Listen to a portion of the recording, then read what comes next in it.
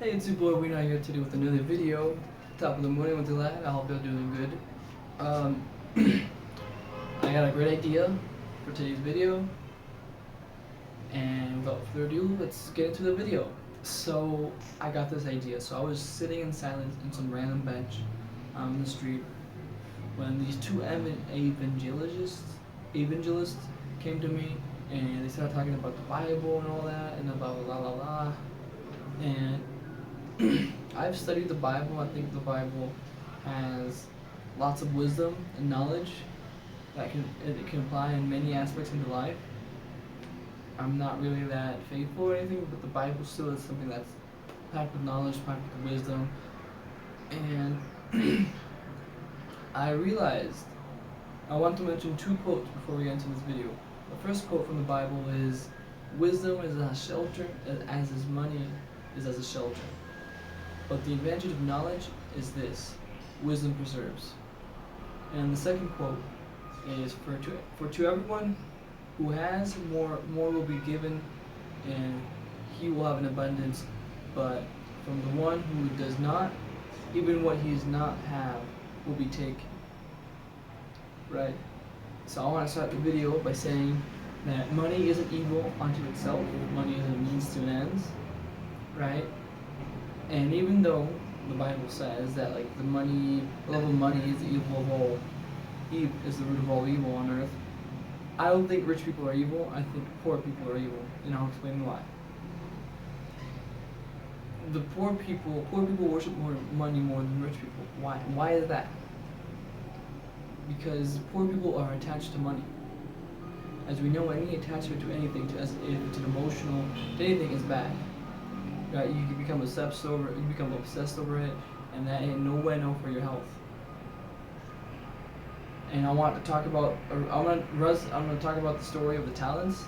God gave people talents, and in a really short summary of the whole thing, God gave some people some talents. He gave one guy 10 talents, another guy 5 talents, and then he gave another guy like 1 talent or something like that.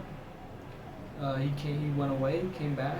The guy who was given like 10 talents doubled his talents. The other one multiplied his talents, and the other one was so scared of losing his talent, so scared of not sharing it with the world, that he literally dug his talent under the he dug it under the ground, afraid of sharing it. And what do I want to say with this? Well, people who drive 2 hours to save $20, for example, people who work hard for money, people who just work for money, not value, which is different. People who are scared of spending money because they fear it will not return. You know, those people who are really willing to save like $1 or whatever, 30 cents or whatever they're gonna buy. Those people are the people who worship money. Money is their God. And I believe people that are rich, they free themselves of this need to having to save. I'm not saying they spend recklessly, but they free themselves from the need of money. They have way more freedom, and they're not thinking how I can save $1 on a purchase. Which I'm not saying they spend recklessly, but I'm saying rich people don't. They're not thinking like that. They're not thinking I'm gonna drive 2 hours, because how much is your time worth? Right? Your time is worth a lot. And if you drive like 2 hours to save $20, that's like in back, it's like $5 an hour. That's what your time is worth. It's like the saying that if you don't manage your money, money's gonna manage you. So I want to say that wisdom preserves, because if someone rich gets all his riches taken away from him, he has the wisdom to gain it back. And in other words, in my words, the person he had to become to be rich, right? And the wisdom he had to acquire in order to gain those riches. Right? You can take someone, all their money, someone rich, but you can't take away the person that he is, the person he had to become in order to become rich, or the wisdom, or the experience, all the knowledge he had to gain throughout the journey in order to become rich in the first place. Giving money to poor people, and in a matter of time they'll become poor, aka lottery winners. There's a really slim, like people who are lottery winners have a really low chance of like keeping their wealth after like a couple of months or something like that. Give it to rich people and they multiply it. AKA the quote that says, "The richer shall be richer and the poorer shall get poorer." It could sort of apply here. And when you don't free yourself from the needs of money, you sort of have to obsess over money. You sort of have to worship money. You sort of have to think, how am I going to save this amount or this amount on this or that? And I wanted to say that money isn't evil because people don't experience success in a vacuum. They're not experiencing success in some basement away, like without impacting anybody else's life. I think successful people and rich people, they impact the people of other lives in a positive way, because karma dharma, like whatever you do into the world, do unto this world shall be returned back to you. And I want to mention another quote that says, treat unto others how you want to be treated. So everything you give shall be returned. And let's say an entrepreneur made a business, right? He walks dogs. He walks thousands of dogs. He's impacting the lives of people, thousands of people's lives in a positive way. He's fulfilling their desires. He's enriching their lives with a service which adds value to their life. He's basically giving value to people's lives.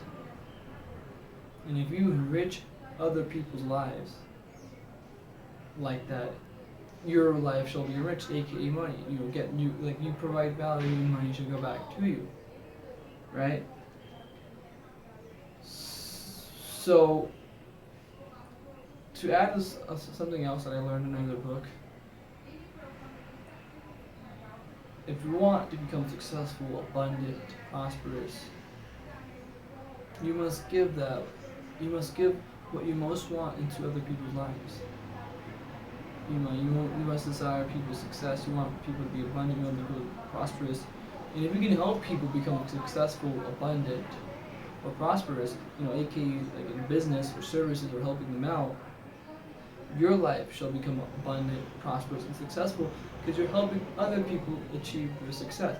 Because I realize that under every millionaire, everybody that's rich, they have like this tight-knit network of people who they impact positively. They could be your friends, they could be their friends, where they help each other mutually in big ways. And all of that, if you help your community, man, that impulses you to become bigger.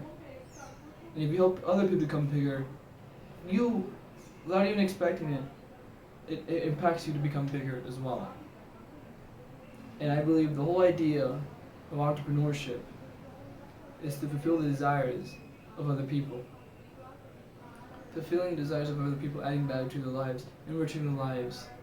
Or what I just mentioned, the community. If you help other people become successful, abundant, rich, you become rich and successful and abundant in the process. By enriching other people's lives, that shall enrich your own. Beardog out.